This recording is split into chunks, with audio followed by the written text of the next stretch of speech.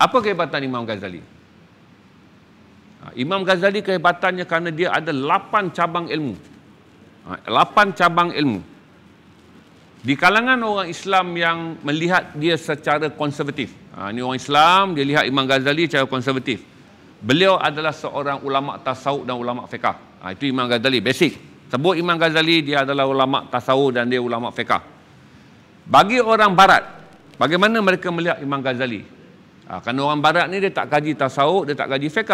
Tapi Imam Ghazali dianggap sebagai teologis, iaitu orang yang berjaya menjelaskan kepada masyarakat mengenai keagamaan Islam yang untuk dibaca oleh semua manusia. Dia bukan untuk dibaca orang Islam. Tadi fiqh, tasawuf, kehebatan dia apabila dia nak menulis sesuatu sesuai dengan kedudukan dia sebagai ulama. Tapi di barat dia diterima sebagai teologis dan filosofer. Jadi orang barat kalau sebut Imam Ghazali ni dia macam algebra je, macam Al-Khawarizmi. Gelaran dia adalah algebra. Imam Ghazali, gelaran dia di barat dikenali sebagai Al-Ghazal. Berarti tuan-tuan, tak semua cendekiawan Islam mempunyai nama Inggeris dia. Dia tak semua mempunyai nama barat dan tak mempunyai nama Latin. Kecuali macam saya kata tadi lah. Kalau Al-Khawarizmi dia dikenali dengan nama algebra. Kalau yang Ibn Sina dikenal dengan nama Abu Sin. Betul? Ini dikenali dengan nama Al-Ghazal. Jadi Imam Ghazali ini dikenali dengan nama Al-Ghazal. Saya sebutlah dia teologis dan filosofi. Barat menganggap inilah ahli keagamaan yang dapat menceritakan Islam. Sebab itu dia panggil teologis. Untuk bacaan awam sesiapa saja, termasuk orang bukan Islam, dia dianggap teologis. Yang kedua, dia dianggap filosofer. Di mana pandangan-pandangan dia terhadap Islam boleh diserap dan diguna pakai oleh siapa saja sebagai falsafah. 4 kehebatan dia, saya dah bagi tahu tadi, dia adalah ahli fiqh dan dia juga adalah seorang ahli tasawuf dalam Islam. Di mata barat dia adalah seorang teologis dan dia seorang ahli falsafah. 4. Ilmu dia yang kelima, dia dianggap sebagai seorang cendekiawan mantik. Mantik ni saudara kena belajar banyak. Macam saya kata, kelemahan orang Melayu paling ketara adalah mantik. Mantik adalah kebolehan beliau mengulah hujah.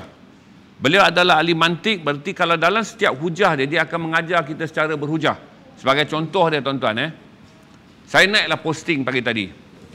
Posting saya mengenai buku yang telah dijual. Ni kalau nak, kan mantik ni apa tau? Mantik adalah apabila seseorang itu masuk ke dalam majlis ilmu, maka dia mengemukakan pandangannya untuk menguatkan lagi majlis ilmu tu. Dalam Islam dia kata mantik di mana hujah yang disampaikan mencerahkan majlis ilmu tu.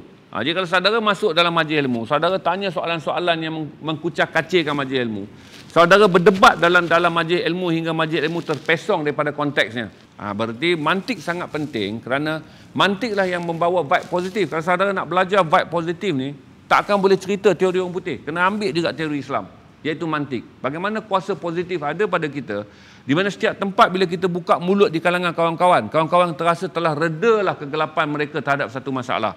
Kita pergi satu majlis, kita bercakap, orang dalam majlis tu rasa telah cerahlah fikiran mereka dengan mendengar pandangan kita.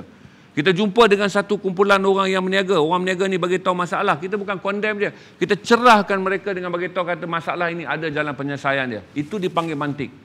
Mantik inilah yang dipanggil permainan orang bijaksana dan orang berhikmah. Kena belajar dekat Imam Ghazali kerana dia dianggap sebagai ulama yang mempunyai tahap mantik yang sangat dahsyat. Mantik dia menjadi kuat kerana apa? Kerana para sarjana mengatakan mantik dia datang sekali dengan logik. Berarti dia juga dianggap sebagai seorang ulama logik.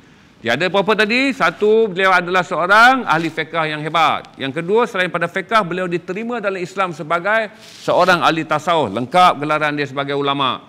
Di barat dia dianggap teologis. Seorang yang boleh menjelaskan Islam secara teologik untuk dipelajari oleh barat apa itu Islam.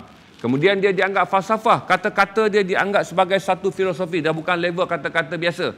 Bukan quote pagi-pagi yang saudara duk naik tu. Kadang-kadang saudara suka buat posting kan. Sesungguhnya tabahkanlah aku hari ini dengan ketabahan aku dapat kejayaan. Ada ke orang tabah gagal? Filosofi lain tuan-tuan. Lepas dia naik, quote-quote saudara yang menyampah tu, ambillah quote falsafah daripada Imam Ghazali naik. Imam Ghazali adalah seorang ahli falsafah dan juga seorang ahli teologi. Yang kelima, dia adalah ahli mantik. Seorang yang boleh mendidik kita untuk berdebat secara bijak apabila masuk dalam majlis ilmu, kita menambah keilmuan majlis tersebut. Itu dipanggil mantik. Untuk boleh kita menguasai mantik, kita mestilah ahli yang faham tentang logik. Beliau dianggap sebagai ahli logik. 5, 6, 7 apa dia? Beliau juga dianggap sebagai seorang pakar siasah, iaitu politik Islam. Walaupun dia lahir 1000 tahun dulu, dia telah lahir pada zaman di mana politik Islam telah berkembang, beliau juga dianggap sebagai seorang ahli siasah. 7. 8. Apakah perkataan Imam Ghazali? Beliau adalah tokoh dalam kenegaraan, pembinaan negara bangsa. Dia adalah tokoh. Inilah 8 keistimewaan Imam Ghazali.